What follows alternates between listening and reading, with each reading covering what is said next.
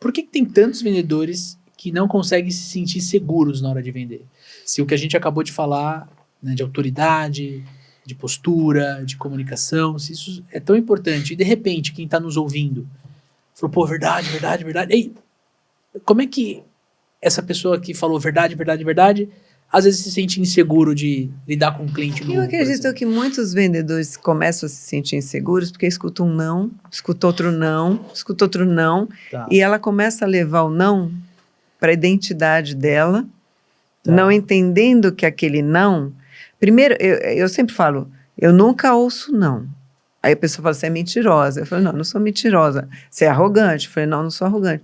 Eu não escuto não, porque se eu levar o não para mim, para minha capacidade de venda, eu vou abalar minha autoestima. E quando você vier com a sua autoestima abalada, você não consegue fazer nada.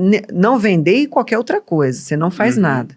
Se eu levar o não para o meu produto, para o meu serviço, começar a acreditar que o que eu vendo não é bom, não é legal, a minha comunicação, ela é expressada. Você vai fazer a leitura da minha comunicação. E a hora que eu comunicar uma coisa que eu não acredito, o comprador com certeza vai sentir. Ele vai falar, putz, não senti firmeza nisso aí. Não, entendeu? Então, eu não escuto não, eu escuto assim, ele ainda não me disse sim. Porque a hora que eu escuto isso, eu vou escutar o que eu quero escutar, ele ainda não me disse sim. E uma das pressuposições da PNL é a responsabilidade da comunicação e do comunicador. Ou seja, se ele não me disse sim, eu ainda não abordei esse cliente da melhor forma possível. Ou ele ainda não está pronto eu tenho que prepará-lo. Eu sempre vou trazer a responsabilidade para mim de qualquer forma. Então, assim, nessa negociação nossa, alguma coisa não aconteceu como deveria ter acontecido. Eu não entendi a dor dele, eu não entendi o desejo dele, eu não busquei o critério, eu não fiz primeiro uma conexão boa. O que aconteceu né, nessa negociação que não gerou o resultado que eu queria? Mas para isso a gente tem que pensar, eu falo assim, quando eu escuto ele ainda não me disse sim, eu tenho que pensar em estratégias. Eu tenho que sair de lá pensando assim, o que eu falei que eu não deveria ter falado? O que eu fiz que eu não deveria ter feito nessa negociação? Ou uma pergunta ao contrário de estratégia, o que eu não fiz que eu deveria ter feito aqui na hora que eu estava aqui com esse meu cliente? Ou seja, se você parar para sempre fazer uma reflexão em cima dos resultados que você tem, você vai realmente evoluir. Agora, se você levar o não, sair de lá, começar a culpar o cliente, aquele cliente é um saco, não dá, ele é muito difícil, ou seja, eu começo a colocar toda a responsabilidade ou a culpa no outro, eu não tenho nada para aprender. Eu sempre falo assim, a gente sempre tem que tomar, eu não digo culpa, mas a responsabilidade para a gente. Porque quando eu trago a responsabilidade para mim, está na minha mão resolver isso também. Porque se eu colocar a responsabilidade em você, você é um chato, você é um cara difícil. Aí você se torna vítima, né? Vítima das circunstâncias. Não tinha nada que eu podia fazer, então, né? O vitimismo, ele é uma característica de uma pessoa imatura. Porque ou eu me vitimizo, ou eu terceirizo, não, porque a culpa é do fulano. Ou eu justifico, porque... E você fica num lugar de pouquíssimo poder de transformação. Nenhuma, né? Eu vendo quando eu tenho sorte, eu vendo, né? Aí não, se o cara for bacana, compra para me ajudar a gente, pelo amor de Deus. E não dá. Não fazer. O que não fazer. Ajuda eu. Compra para me ajudar, que eu preciso bater minha meta. Gente, ninguém vai comprar nada por sua causa. Ela vai comprar porque ela tem uma dor, um desejo, um anseio. Ela precisa resolver um problema.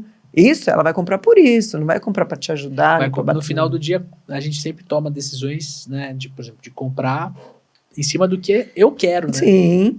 Agora, eu preciso entender o que você quer. Isso. E eu preciso entender a sua linguagem. Isso. Eu preciso entender a sua comunicação, o que é importante para você, qual é o teu critério. Eu tenho que conseguir, nessa nossa interação, entender isso. O que você precisa? Você tem alguma dor? Você tem algum desejo? Você tem algum problema a ser solucionado? É isso que eu tenho que estar ali muito atenta, fazendo uma conexão com você, entendendo isso, né? E a programação neurolinguística, como é uma ferramenta de comunicação, você consegue fazer uma leitura muito boa da comunicação verbal e não verbal. Eu falo que o não verbal é mais forte ainda. Mais forte. É 55% da comunicação. Se eu estiver olhando para você, eu não preciso nem preciso da tua resposta. Eu sou casada pela segunda vez, né? E quando eu estava começando o meu relacionamento com meu marido, eu perguntava, você quer ir em tal lugar? E eu olhava para ele e não esperava a resposta. Eu falei, eu já sei. Aí eu falei assim, eu já sei, você não quer. Ele, como que você sabe? Eu falei, você vai aprender. Ou seja, você não precisa esperar a pessoa te responder, porque a comunicação não verbal das pessoas gritam. Se você estiver atento no mundo a perceber, aprender a fazer essa leitura, né? E o ponto da insegurança também, Lê, tem essa questão da comunicação do outro, né? Que, poxa, a pessoa me falou não e tal, é ruim, né? Mas a insegurança também parte, e aí a Vivi pode me falar o que ela acha, né? Mas a falta de confiança, a baixa autoestima, ela também vem muito do diálogo interno, da comunicação interna, né? Do que eu falo para mim mesmo dentro da minha cachola antes de abordar o cliente, né? Então, o vendedor ele precisa ter uma pequena reflexão sobre o tipo de diálogo interno que ele está tendo, porque se o diálogo é, nossa, eu não sei tudo sobre o meu mercado, vão me perguntar um negócio que eu não sei, nossa, eu perdi um monte de venda na semana passada, putz, eu sou meio burro, aquele, né, e aí vai daí para baixo, né, Vivi, tem diálogos internos extremamente complicados. Né? Se eu vou me maltratando no meu diálogo interno e pesando, como que eu vou demonstrar segurança na frente da outra pessoa? Se quase que eu não confio em mim mesmo, como que na hora que eu estou na frente do meu cliente, eu vou querer ter uma postura de autoridade? Exatamente isso. Mas dá para mudar o diálogo interno? Dá para você se policiar.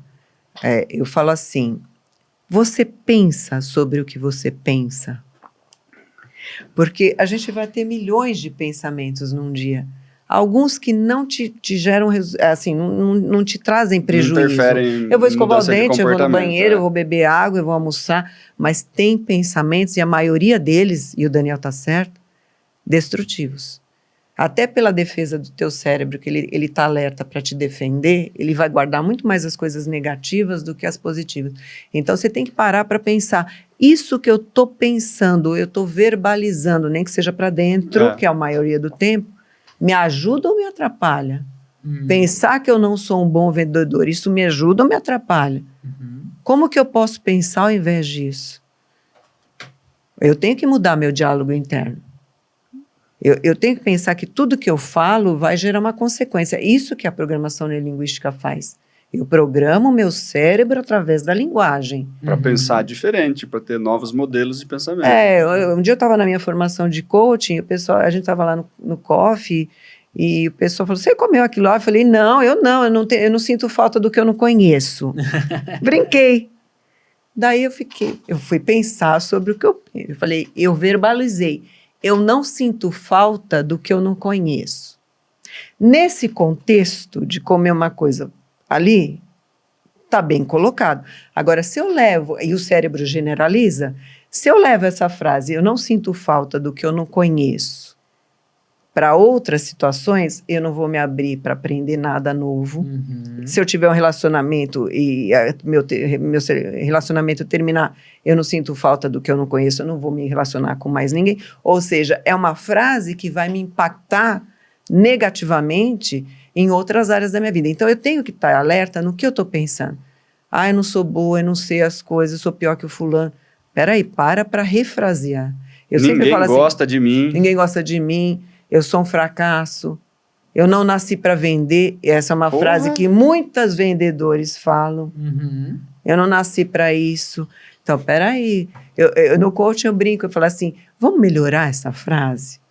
Eu ainda não aprendi a vender de uma forma que seja adequada. Vamos melhorar essa frase? Eu posso aprender a vender de uma forma boa.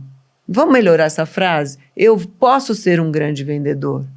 Ou seja, você sai de algo limitante para algo totalmente possibilitador. Mas para isso, você tem que melhorar as frases que você está se dizendo. E aí entra o problema, né, Lê, que as pessoas elas não param um minuto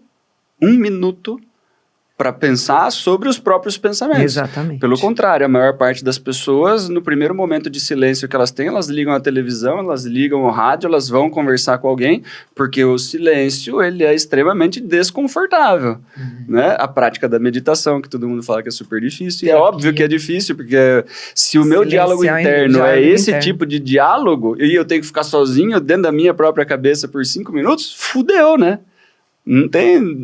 É extremamente desconfortável. No livro O Jogo Interior de Tênis, né, de Timothy Gallagher, que da onde surgiu o coaching, ele fala exatamente isso, que o adversário do jogador de tênis não é o que está do outro lado. É ele dentro da própria cabeça. Ele dentro dele mesmo. Eu não sou bom o suficiente, eu não estou preparado o suficiente. Hoje o cara está melhor que eu. Ou hoje eu estou melhor que o cara. Mesmo que você pense isso, na hora que você está performando, você já saiu do estado de presença. Então, foi para uma arrogância que é prejudicial. Exatamente isso. É bem o que você está falando, Aninha.